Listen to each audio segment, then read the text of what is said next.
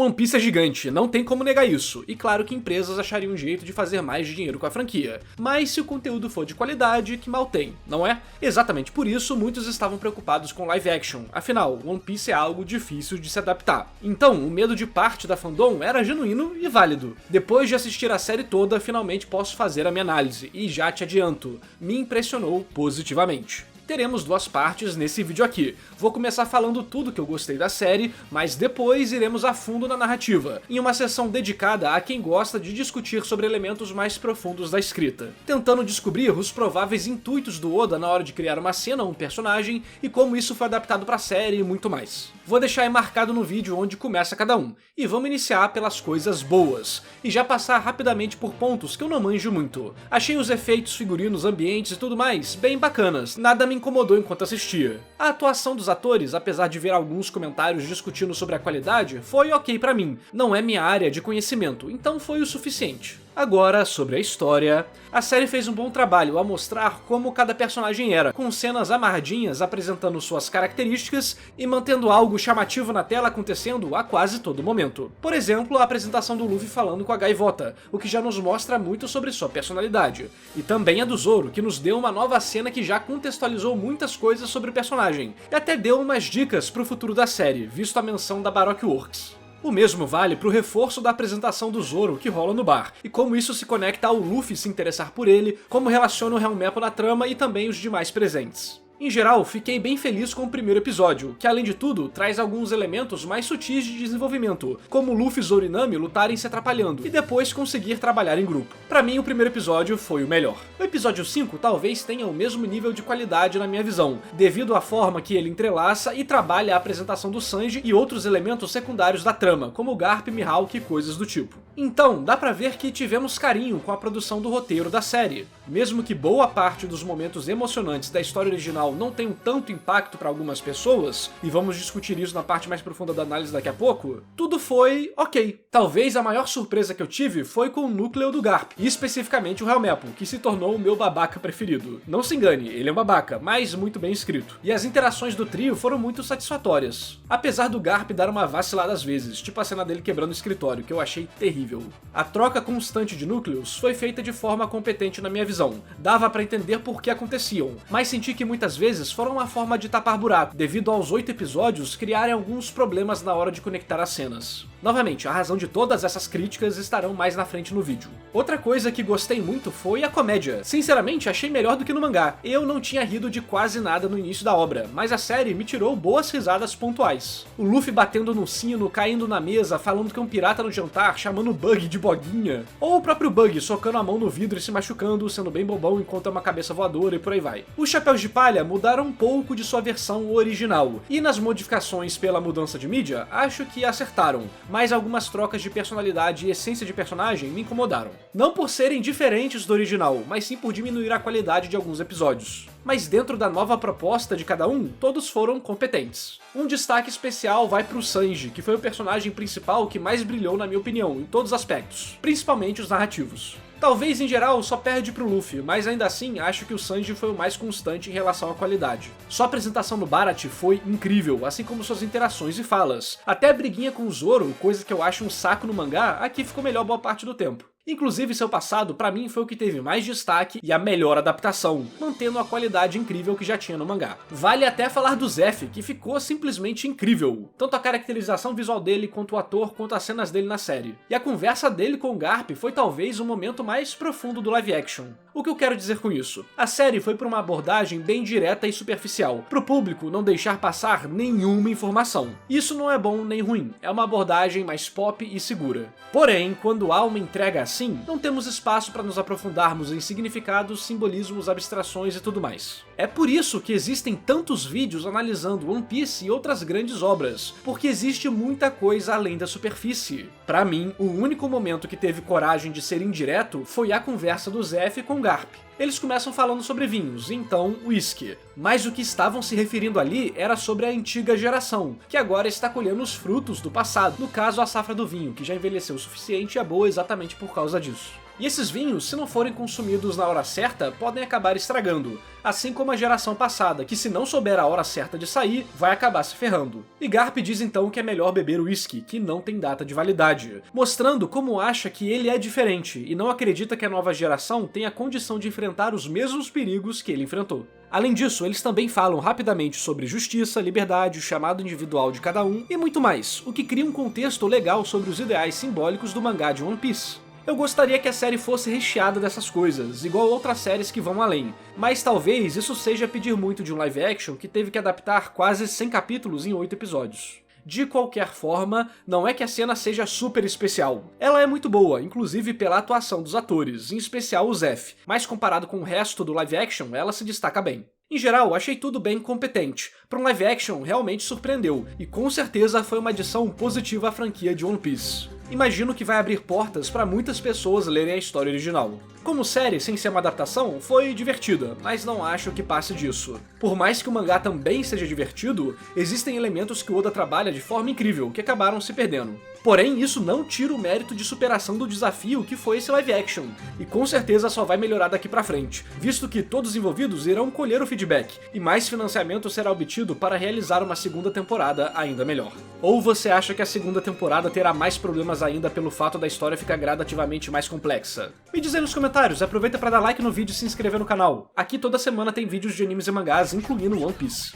Então, pra fechar a parte inicial, pra mim com certeza teve alma sim. E agora é o momento que vocês vão querer me matar, o famoso mas... Então vamos lá, a partir desse ponto vamos adentrar em tudo que poderia ser melhor, quais foram os problemas e tal.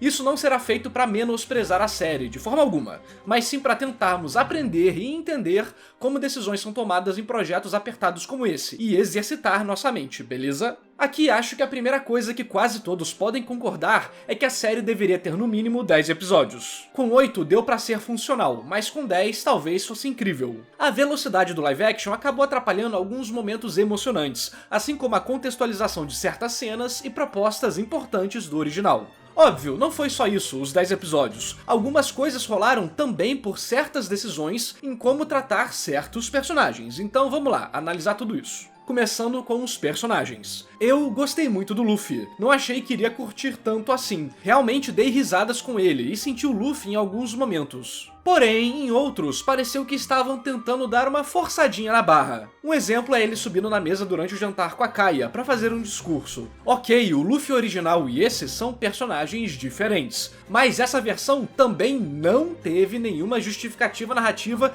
que abra um espaço para um comportamento desse. Ou seja, pra ele ter uma falta de noção a esse nível pra subir numa mesa, fazer aquilo tudo e tal, é algo tão doido que ele nunca fez no mangá inclusive, mesmo sendo bem mais doidão lá. O curioso é que isso vem depois de uma ótima cena, dele dizendo que é um pirata no meio desse jantar, o que foi bem engraçado e me tirou risadas. Talvez, pela velocidade da série, também tivemos ele escutando a história da Nami. Não que isso mude algo pra quem só tá assistindo por assistir, mas existe uma constante na história do Oda, que é basicamente o Luffy não prestar atenção nas justificativas, vamos dizer assim, das atitudes de um futuro companheiro, ou também de escutar sua história triste do passado. Ele simplesmente sente, consegue ler as pessoas e confiar nelas, se tornando um exemplo de líder, visto que ele está disposto a se botar em perigo para proteger alguém. E isso faz com que os outros, naturalmente, se sintam confiantes em fazer o mesmo. Por mais que apenas esse elemento isolado possa não incomodar, quando juntamos com alguns outros, quem liga mais para a qualidade de escrita por baixo da diversão, pode acabar ficando um pouco frustrado. Por exemplo, a cena do Zoro prometendo pro Luffy nunca mais perder.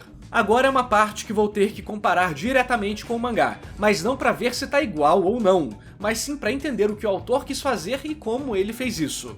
Desde o momento que o Luffy solta o Zoro, devido aos acontecimentos prévios, o personagem instantaneamente se junta ao bando, chamando o Luffy de capitão e muito mais. Eles constroem um laço durante a aventura, riem juntos, bebem juntos, são idiotas juntos, o Zoro não se leva a sério fora da luta, ri, brinca, fica bravo e tal. Os únicos momentos que as coisas ficam sérias é quando envolve alguma ordem do Luffy, quando algum companheiro está em perigo, ou quando temos alguma luta. Porém, no live action, o Zoro quase que não gosta do Luffy. Ele tá constantemente emburrado, diz não fazer parte da tripulação, mal troca 3 palavras com o Luffy. Então, quando ele perde pro Mihawk e se desculpa, não senti peso nenhum.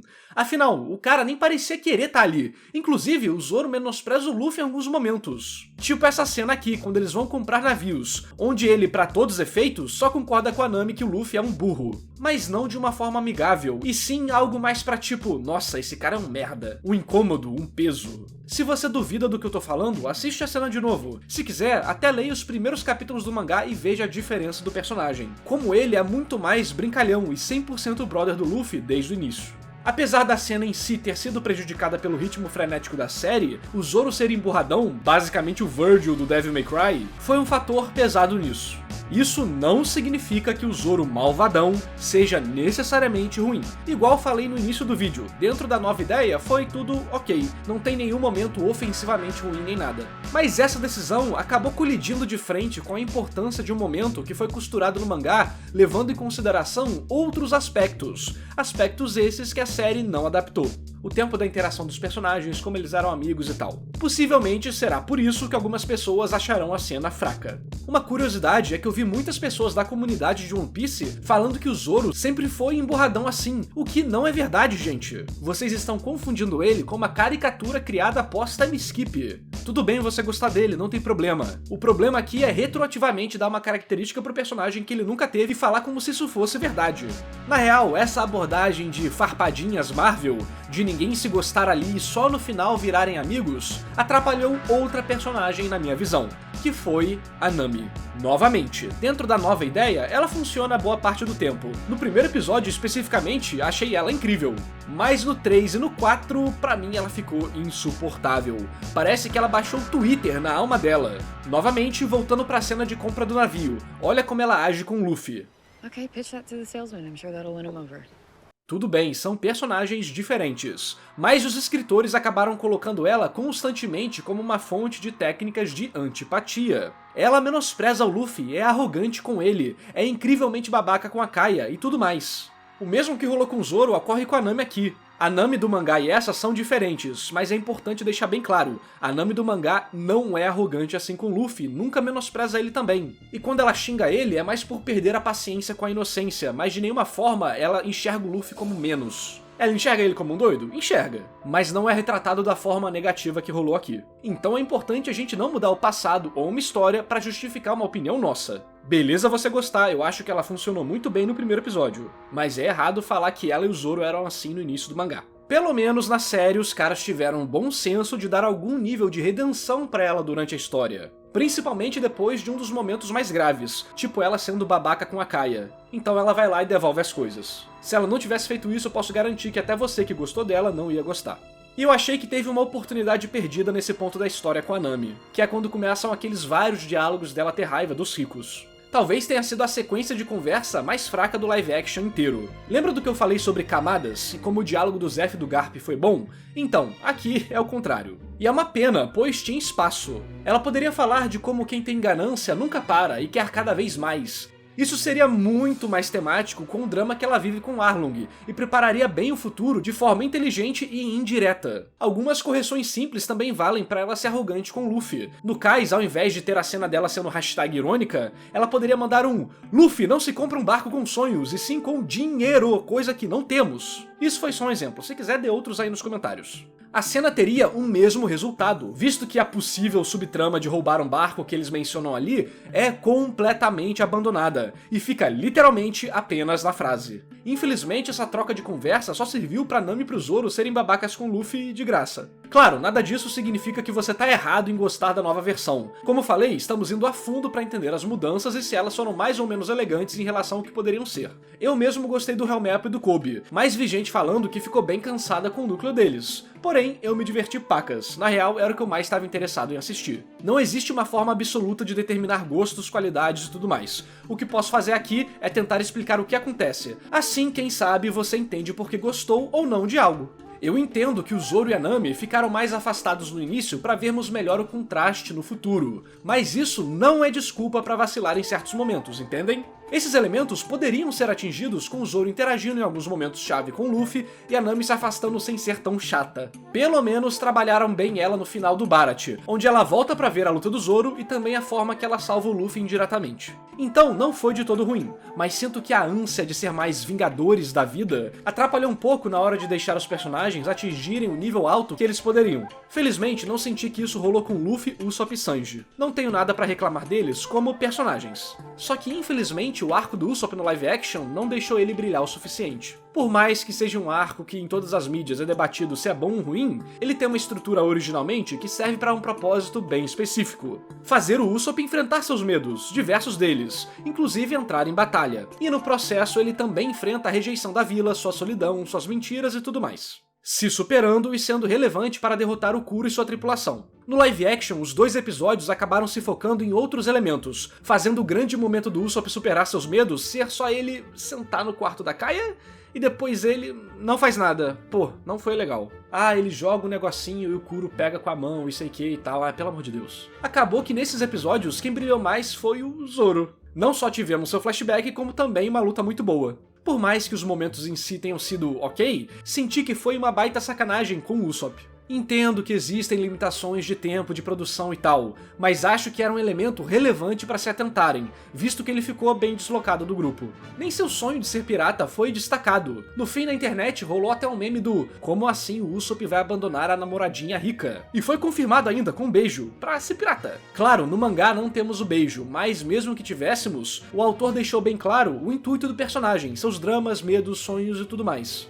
O pior é que, infelizmente, o flashback do Zoro, que meio que rouba a cena, ficou meio deslocado. A cena do poço foi bem fraca, e não tinha nenhum impacto emocional digno de um flashback. Ok, era difícil sair, e se você quiser forçar muito, pode ser uma metáfora para estar literalmente no fundo do poço, mas aí eu nem sei se continua sendo uma metáfora mesmo. Enfim, o flashback originalmente aparece quando ele conversa com o Luffy pela primeira vez, mas no live action, pela forma que tudo foi organizado, achei que ficaria mais ou menos ali na luta do Mihawk. Da forma que a série fez, senti que ficou um pouco deslocado, tirando o possível peso extra que poderia ter. Afinal, não estamos emocionalmente conectados com o poço, e a forma que o Zoro é derrotado ali também não incrementa nada do personagem ou do antagonista. Ele literalmente tomou uma garrafada da Mulher Gato. Fim. Não há um grande significado, rivalidade ou perspectiva.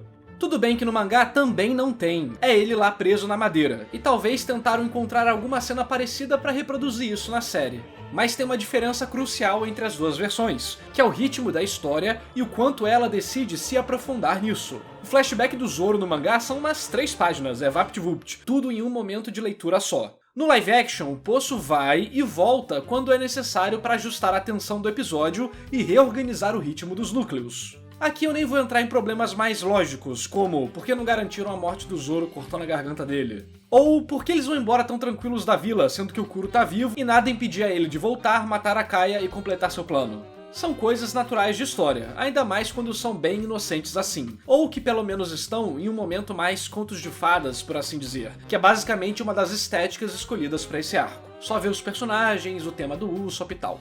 De qualquer modo, esse pequeno arco foi prejudicado, mas o que veio depois dele foi ótimo, que é a parte do Baratie, que já é ótima no mangá e continuou muito boa no live action. Como eu falei, gostei de tudo que envolveu o Sanji e o Zeff, e até fui surpreendido por algumas ceninhas legais. Não vou me repetir aqui, mas talvez tenha sido minha parte preferida da adaptação. Outro momento que teve algumas coisas legais, mas que também tiveram os probleminhas que a gente pode analisar mais profundamente, são os episódios de apresentação do Bug. Apesar de não termos tido a vila e tudo mais, em geral, achei sua representação bem bacana, o teatro macabro, as pessoas presas e tal. Foi mais simples? Foi, mas não digo que foi pior. Pra mim, foi uma adaptação justa, com o ator do Bug roubando a cena diversas vezes, o que foi uma surpresa legal pra mim. Porém, tiveram 2 cenas que servem de caso de estudo pra quem se interessa por narrativa. A primeira é a cena do Zoro falando com o Kabaji. O inimigo fica tentando atormentar o Zoro, que não tá nem aí, e então ele solta a frase: "Eu não preciso acreditar no Luffy, ele acredita em si mesmo." Essa é uma frase bem Zoro mesmo, de fato, mas nesse ponto da história, entramos naquele mesmo problema que comentamos mais cedo. A história não demonstrou ou propôs nenhum momento anterior que faça essa cena ter mais impacto. É bem pelo contrário, ela fica meio esquisita, forçada, fora de lugar, não faz tanto sentido assim quando você para pra pensar sobre a construção da história. Tanto é que temos a famosa cena do não somos uma tripulação, bem diferente do material base, onde após ser libertado pelo Luffy, ele diz algo como "não esquenta, capitão", e faz tudo o que precisa ser feito, derrotando inimigos e tal. Então parece que eles tentaram fazer uma mistura do Zoro original com o novo Zoro, mas pra quem gosta de se aprofundar na escrita, ficou só incongruente, sem impacto que poderia. Corrigir isso seria fácil, era só deixar o Zoro menos antipático em relação ao Luffy. Assim permitiria a cena rolar, e também não iria atrapalhar a versão poucas ideias dele, que algumas pessoas gostaram. Já a segunda cena tem a ver com a Nami. No momento que ela sai do circo e vê a cidade, ela acaba ficando parada e sendo pega. Alguns tentaram justificar dizendo que era o trauma dela e tudo mais, só que... sério, independente dos motivos psicológicos internos da obra, uma história transmite esses elementos pela narrativa. E aqui é só útil demais, por assim dizer. Sabe, ela tá fugindo pela própria vida e parar ali, num local que ela não conhece ninguém, não se importa, não tem conexão emocional nem nada. Até porque esse elemento não é trabalhado em mais nenhum momento fora ela gritando com o Bug ali. Ok, é a personagem que finge não ligar pra ninguém, ligando para estranhos, mas intuito não é igual à qualidade de execução. Isso não quer dizer que você não pode gostar da cena. Aqui estamos vendo alguns momentos que poderiam ser melhores, sacou? Então, se você curtiu, curtiria muito mais se os produtores tivessem mais tempo ou dado mais atenção à cena. Quanto mais importante é uma cena pra trama, seja na parte narrativa ou na parte verossímil, mais provável das pessoas cobrarem que sejam bem feitas. Uma forma boba de melhorar a qualidade seria dar um rápido foco na Nami olhando para as pessoas acorrentadas e sussurrar: "Droga, não posso acabar assim de novo".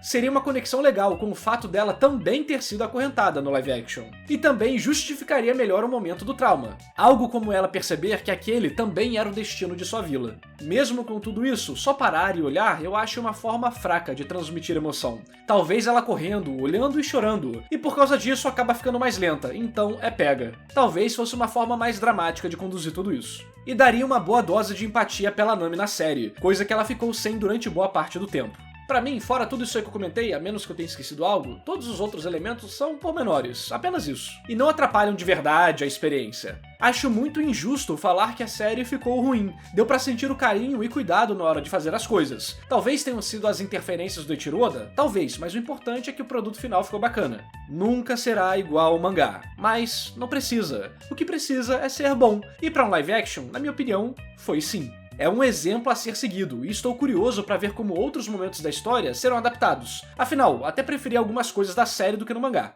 Eu poderia continuar a pontuar cenas e momentos, destrinchar elas, mostrar os lados positivos e negativos, mas acho que, pelo que eu já falei, deu pra sentir a série em geral. Então comenta aí pra mim, o que você mais curtiu e o que você menos gostou do live action.